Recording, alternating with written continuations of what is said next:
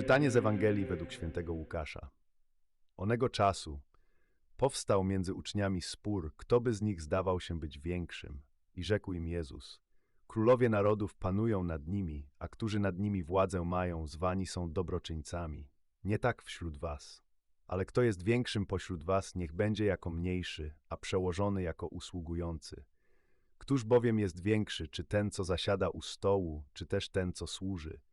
Czyż nie ten, który siedzi u stołu? Ja jednak pośród was jestem jako ten, który usługuje, a wy jesteście tymi, którzy wytrwali przy mnie w przeciwnościach moich. A ja wam przekazuję królestwo, jako mi przekazał Ojciec mój, abyście jedli i pili u stołu mego w królestwie moim i zasiadali na tronach, sądząc 12 pokoleń izraelskich.